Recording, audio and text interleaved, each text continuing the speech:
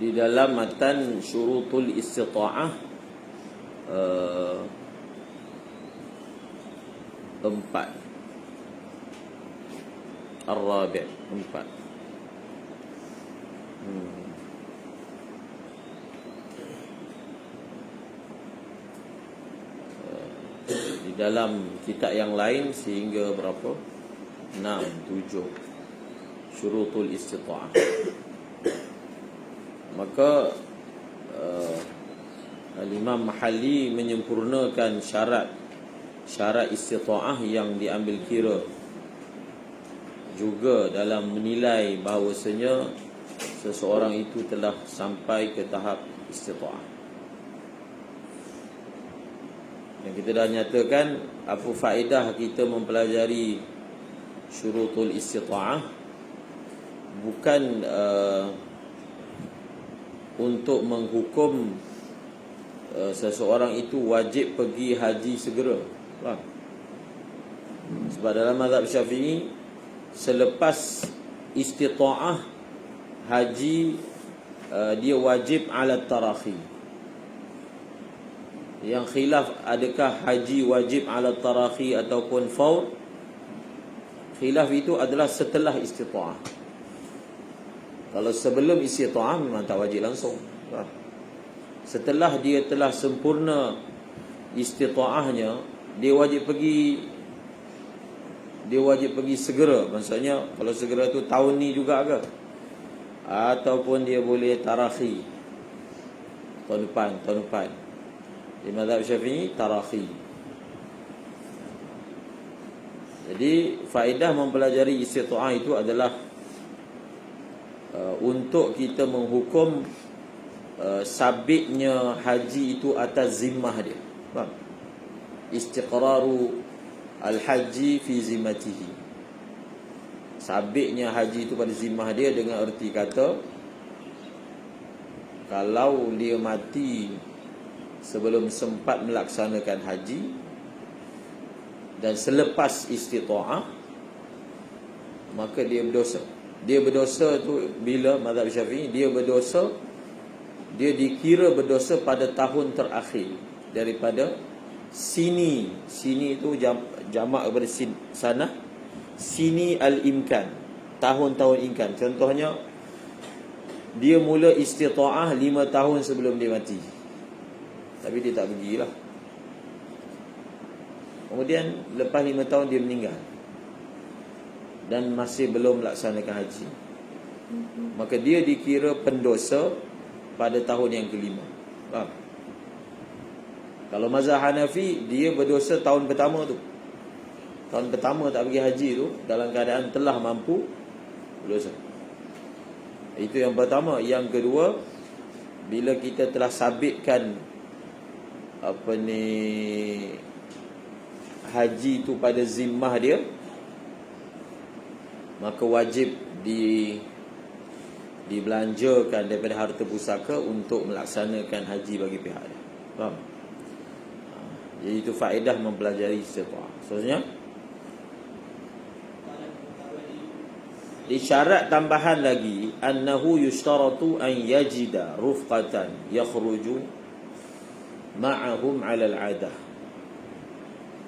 Hendaklah dia memperolehi ataupun menemui rombongan yang akan keluar bersama dengannya, alal adah, mengikut adat. Tengok seterusnya.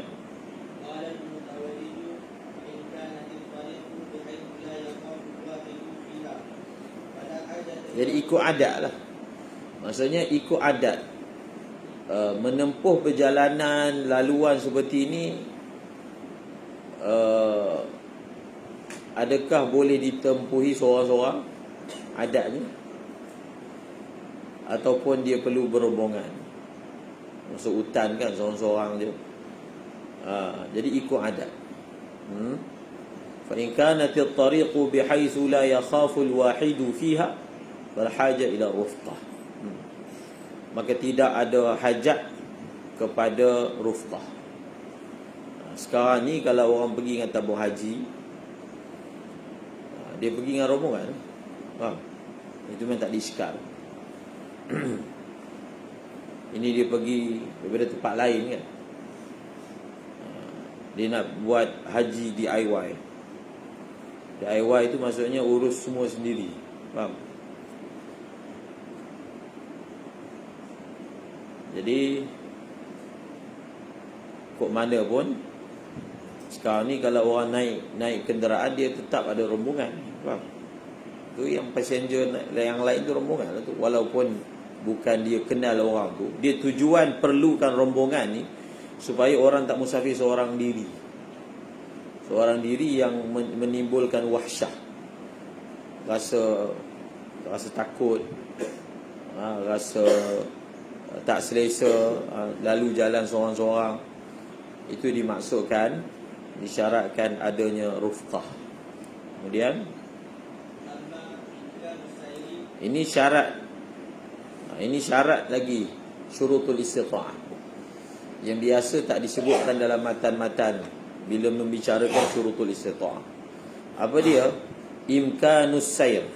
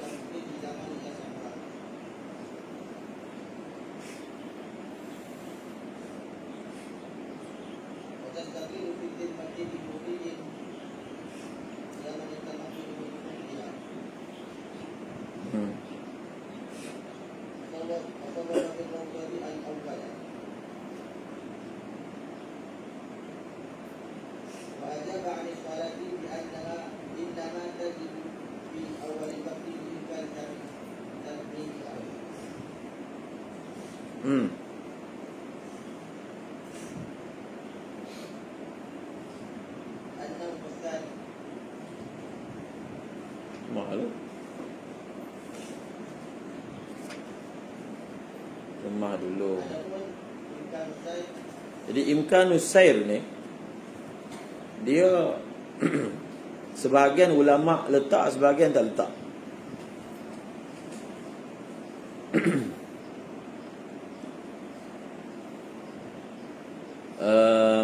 Imkanus sayr ni ada baki masa yang cukup.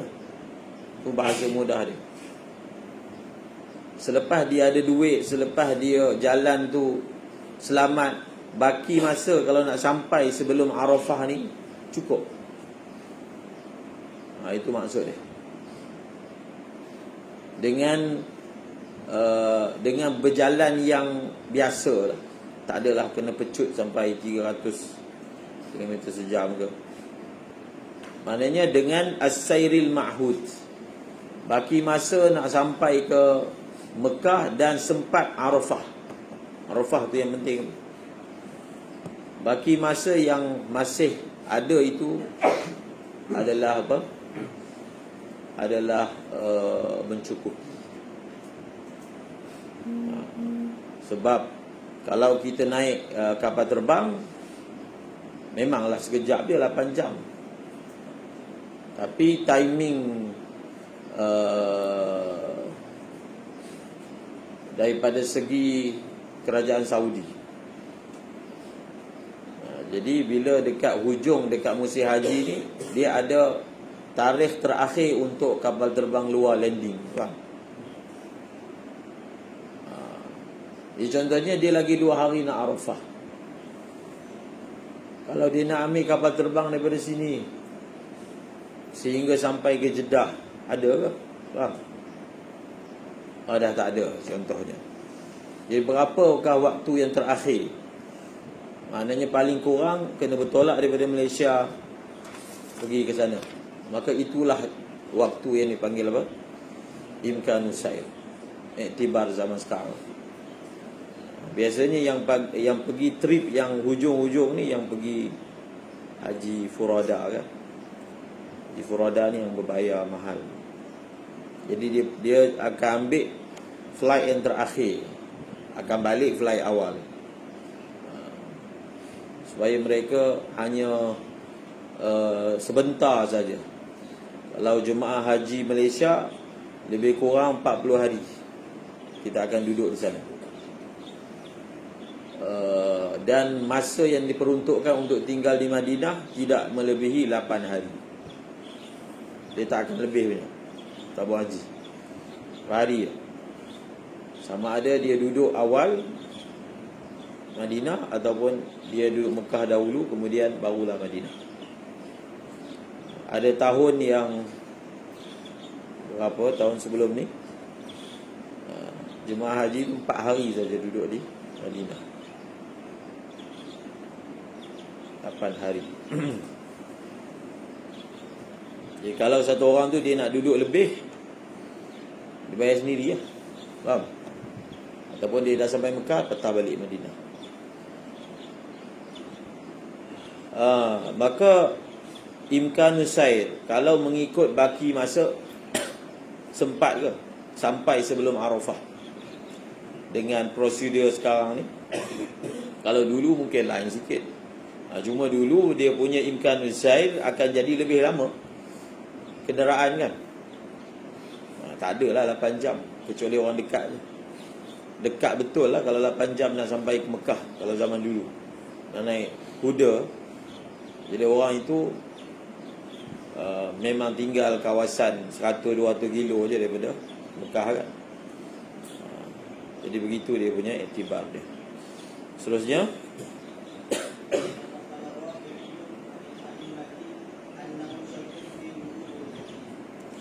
jadi Al-Imam Rafi'i telah menakalkan syarat ni, imkanus sair ni adalah syarat wajib haji, bukan syurutul istita'ah. Syarat wajib haji. Sebelum ni kita belajar syarat wajib haji itu apa? Mukallaf. Kita belajar sebelum ni kan, syarat wajib haji. Seterusnya, annahu syartun fi wujubil hajj, syarat wajib haji. Kemudian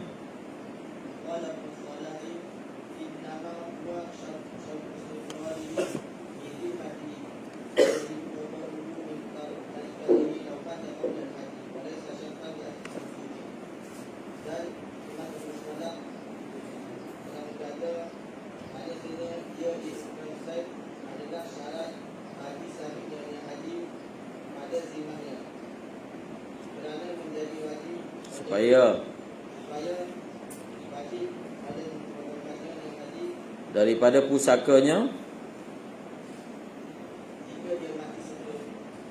Jadi Imam Ibn Salah mengatakan dia adalah syartu al-istiqrar fi dhimmah, wa laysa syartan li asli al-wujubi. Seterusnya, maka wajib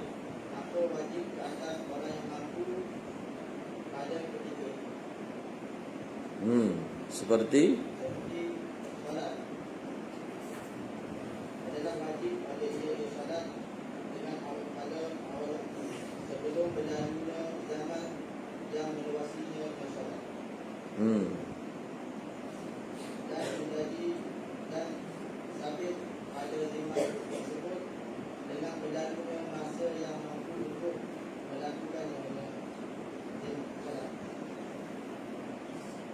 okey.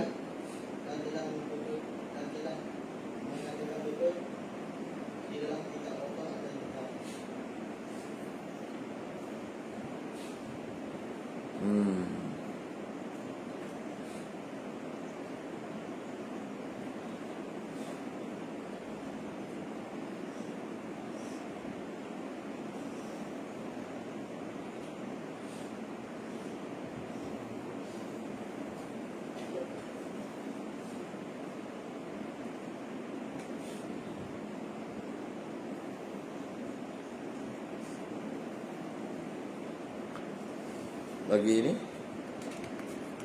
Mana Hasyiatan. Siapa ada? Jahit.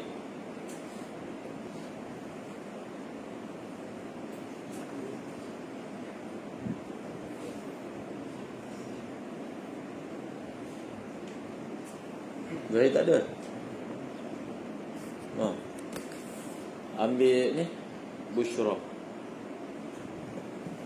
Ambil Bushra.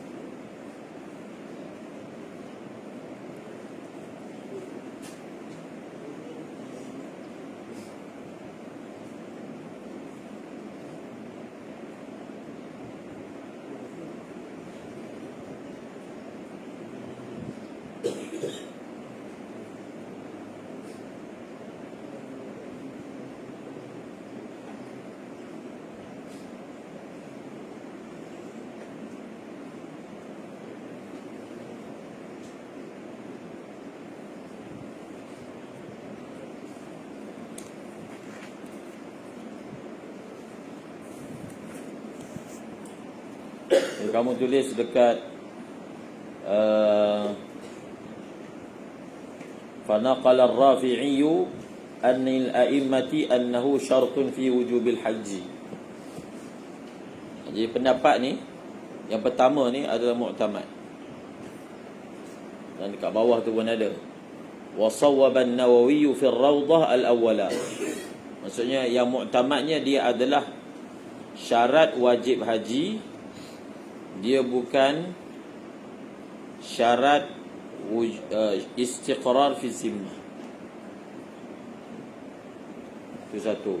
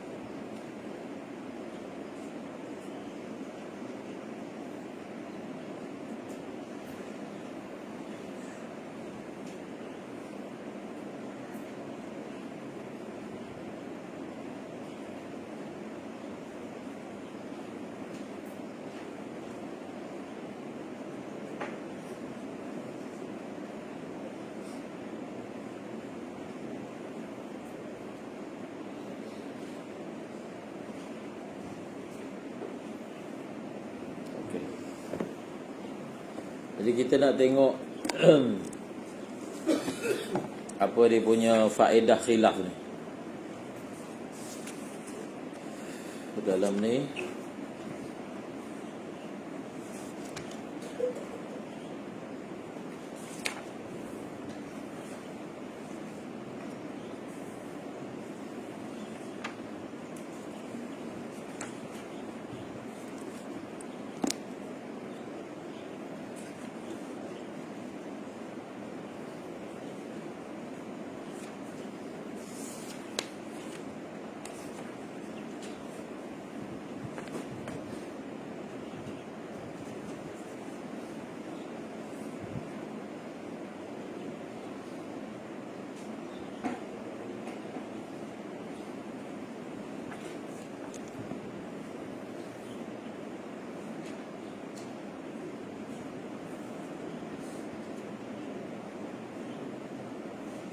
dalam Bushrul Karim syurutul istita'ah ni 12. Banyak. 12. walaha syurutun walil istita'ati wa syarat syurutun ke-12 11.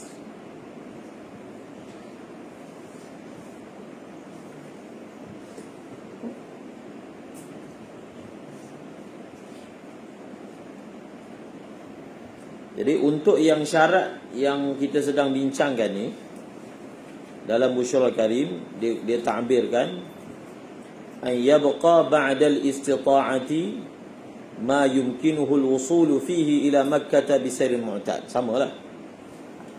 Bihaitsu, ini dia punya tafsiran dia. La yahtaju fi ba'd al-ayyam aw al-layali liqat'i akthara min marhalatin syar'iyyatin wa in i'tida wa illa lam yajib. Jadi ini dia punya taswir. Apakah yang dimaksudkan dengan as-sayril ma'hud? Tulis tu. Yang dimaksudkan dengan as-sayril ma'hud tu adalah bihaitsu la yahtaju fi ba'dil ayyami aw al-layali, la yahtaju fi ba'dil ayyami aw al-layali liqat'i akthara min marhalatin syar'iyyatin wa in i'tida.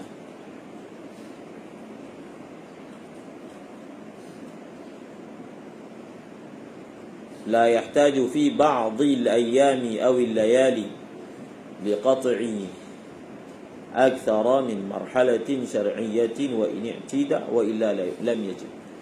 Jadi yang dimaksudkan dengan perjalanan biasa, maknanya dia punya bergerak tu, dia punya kelajuan pergerakan itu yang biasa sahaja. Bukan adat diri dia, tapi adat yang ghalib. Faham?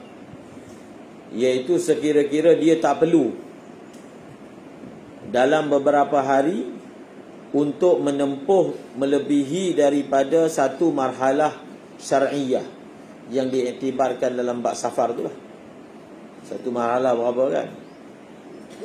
Kalau dua marhalah tu diambil 90 kilo, bahagilah dua. Walaupun dia tu secara peribadi biasa pecut macam tu. Sebab tu kita bukan tengok adat dia, faham? Kita tengok adat ghalib untuk kita hukum daripada segi baki waktu. Wa illa, tapi kalau perlu untuk nak sampai itu, dia perlu memecut dan dia kena jalan lebih daripada satu mahalah baru sampai, maka tak wajib digaji. Itu tafsiran kepada as-sayril mu'tad ataupun as-sayril ma'hud. Habis.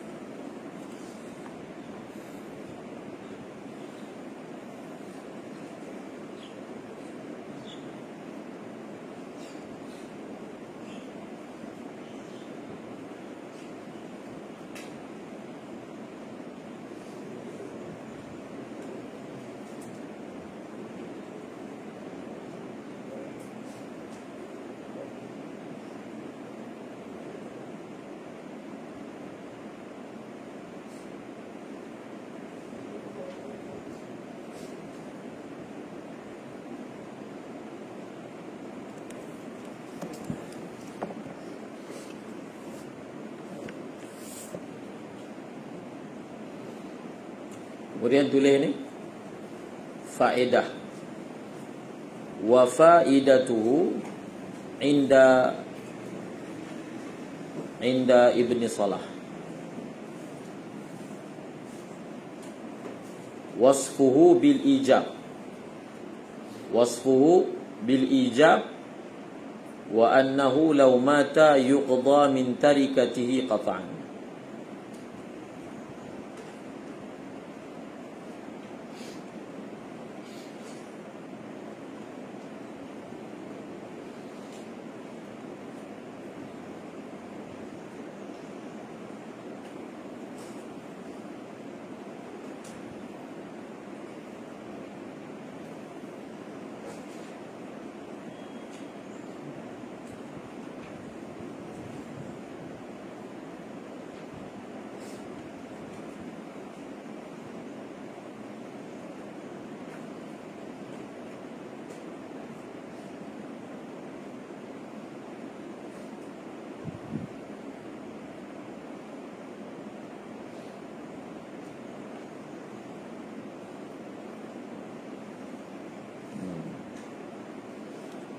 Jadi di sisi Ibnu Salah,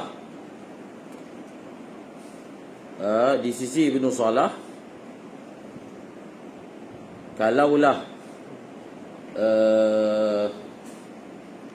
berlaku keadaan ni pada seseorang dan kalau dia mati, akan diqadha daripada harta pusaka dia. Jadi itu yang dimaksudkan waqala Ibnu Salah innama huwa syartu istiqrarihi fi dhimmatihi liyajiba qada'uhu min tarikatihi law mata qabla al-hajj. Ibn Salah berkata dia adalah syarat sabitnya haji itu pada zimmah dia, supaya dia wajib qada', supaya wajib qada'nya haji daripada pusakanya kalaulah dia mati sebelum haji. Dan dia ini bukanlah syarat bagi asal kewajipan haji. Dia bukan syarat asal kewajipan haji, tapi dia adalah syarat untuk kita hukum bahawasanya sabit haji itu pada zimmah dia. Okey, seterusnya.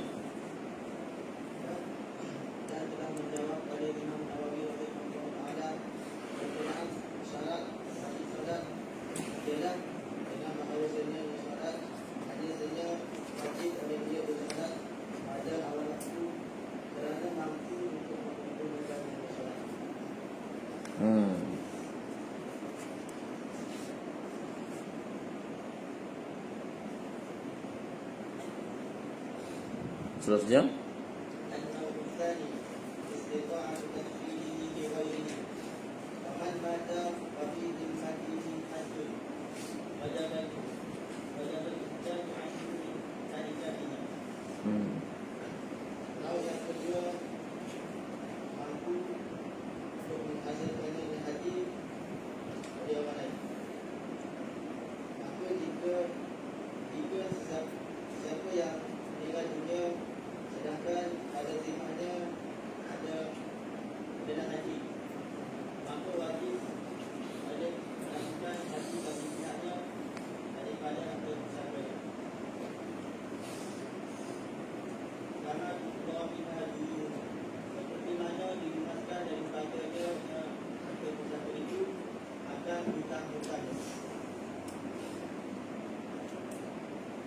Seterusnya.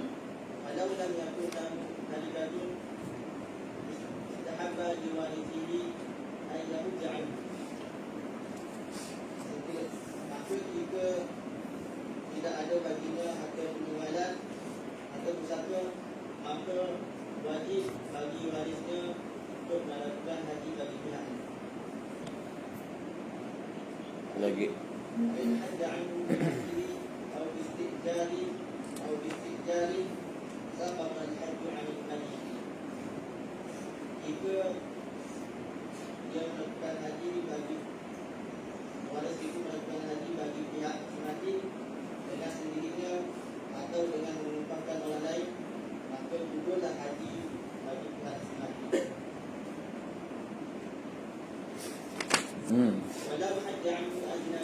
Jadi seterusnya adalah an-naw'u tsani istita'atu tahsilihi bighairihi.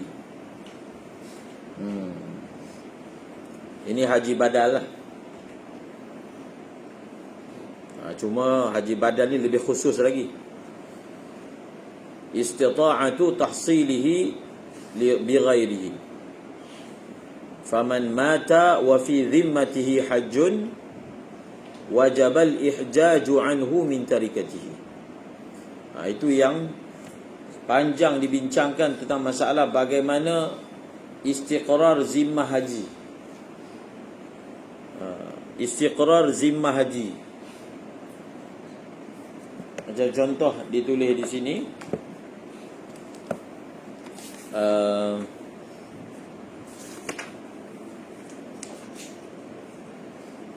Sini ke tadi?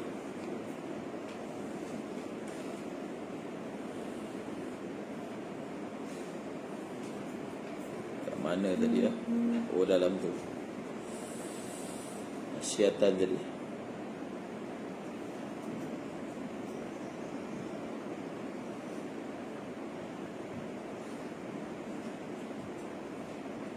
kemaksiatan tadi, tengok.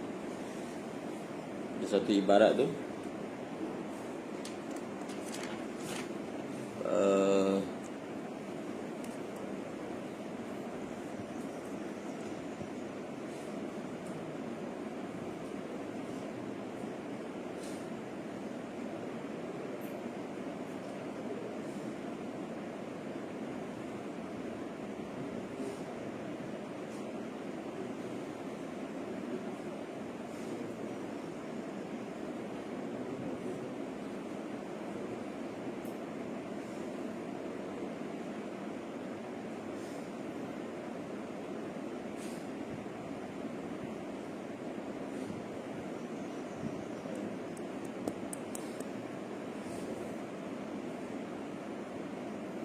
Ini lagi jelas ini. Jadi masalah yang tadi tu, dia kita ambil satu surah, satu orang itu dia dah cukup segala syarat istita'ah daripada segi bekal, dari segi rombongan, daripada segi duit, daripada segi kenderaan, dia dah cukup. Kemudian sebelum mereka tu balik,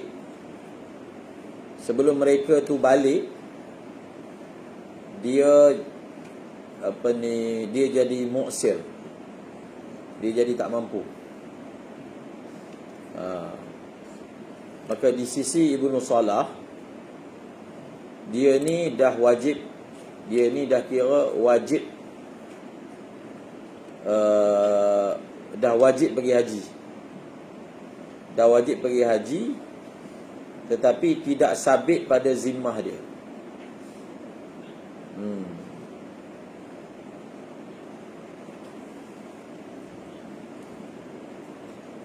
Lain kali lah, tak boleh nak terangkan jelas. Okey, kita ambil yang contoh tadi tu. Wa yatarattabu 'ala al-khilaf al-isti'jar 'anhu min tarikatihi. Fa in qulna wajaba sahha al-isti'jar qat'an. Jadi dia punya khilaf ni, dalam ibarat ni, kalaulah satu orang dia sebenarnya tidak wajib pergi haji, tak wajib. Faham? Dia tak wajib pergi haji. Sebab dia ini tak sabit pada zimmah dia. Maka kita upah orang pakai pusaka dia tak sah. Faham? Kalau satu orang dia nak upah, dia pakai duit dia sendiri, bukan pakai duit pusaka. Faham tak? Sebab bila satu orang meninggal dunia dalam keadaan dia tak wajib pergi haji, maka tak boleh guna harta pusaka tanpa izin waris yang lain untuk haji badalkan dia. Faham? Sebab tak ada apa-apa kewajipan. Kalau nak ambil, mesti dengan redha pusaka. Dia dah jadi sunat sahaja.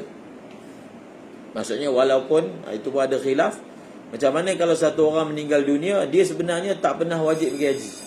Contohnya ayah dia lah, memang susah. Sekarang ni dia dah kerja apa semua, dia rasa nak badalkan haji ayah dia. Secara pasti, ayah dia memang tak pernah sampai tahap boleh kata istita'ah. Dia nak buat juga, nak badalkan. Ada khilaf. Tapi pendapat muktamadnya boleh. Faham tak? Yang dibincangkan tadi itu kalau nak ambil daripada harta pusaka secara mandatori. Seperti mana kalau hutang, kita boleh ambil je daripada pusaka mandatori, tak perlu izin siapa-siapa, bayarkan hutang. Sebab dia adalah bahagian yang diambil secara wajib. Itu yang dimaksud tadi dalam ibarat tadi. Tidak kalaulah kita hukum tak wajib, maka tidak sah dia punya istijar dia. Wajib al-ihjaju anhu min tarikati kama tuqda minha duyunuhu. Seperti mana dibayar daripadanya tarikah akan hutangnya. Falau lam yakun lahu tarikah, ustuhibba liwarisihi an yahujja anhu fa in hajja anhu bi nafsi aw bi istijar saqata al-hajju 'anil mayyit walau hajja anhu ajnabiyyun jaza wa illam ya'zan lahu al-warithu kama yuqda daynuhu bighairi idzni al-warithi wa yabra'u al-mayyitu bihi dzakara dhalika kullahu fi syarhil muhadzab. Ni kena ingat ni hukum ni. Kalau nak badalkan haji bagi si mati, tidak perlu izin keluarga dia.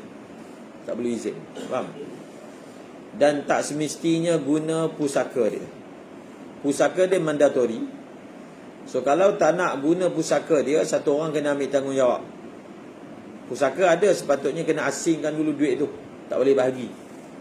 Kalau satu orang nak ambil tanggungjawab untuk bayarkan badal haji dia 3,000 ke, ada syarikat buka 5,000 ke, dia kata dia nak bayar ke duit dia. Kalau tidak, mesti dikeluarkan. Seperti mana hutang wajib diagihkan dulu sebelum settlekan pusaka. Jadi dia beza dengan fidyah puasa. Puasa bagi pihak. Kita belajar dalam bab puasa, kalau satu orang waris meninggal dunia, dia ada puasa ganti. Kalau siapa-siapa nak puasa bagi pihak dia dan dia bukan waris, perlu dapat izin daripada waris. Faham? Tapi kalau haji tak perlu izin daripada waris. Dia diam-diam dia buat kan. Walau hajja anhu ajnabiyyun jaza wa illam ya'zan lahul warisu. Sebab dia umpamakan seperti mana satu orang dibayarkan hutang si mati tanpa pengetahuan warisnya. Sah tanpa pengetahuan. So haji ni dia lebih ringan dalam bab buat bagi pihak berbanding puasa. Kalau sembahyang tak boleh langsung, puasa ringan sikit, haji paling ringan dalam ibadat yang kita dibenarkan buat bagi pihak. Faham? Bahkan boleh buat bagi pihak masih hidup lagi. Orang tu dia masih hidup lagi, kita boleh hajikan dia. Faham? Puasa tak ada. Puasa tak ada surah yang orang tu masih hidup kita puasakan bagi pihak dia. Puasa yang wajib atas dia, kita puasakan, tak ada surah langsung. Faham? Haji ada, iaitu surah orang yang lumpuh, ma'dub, zamin, yang dia memang tak boleh subut ala rahilah. Maka dengan sebab apa? Zamin, masalah fizikal, lumpuh, maka walaupun dia masih hidup, boleh hajikan untuk dia. Wallahu a'lam. Yang kita akan baca depan. Ini semua.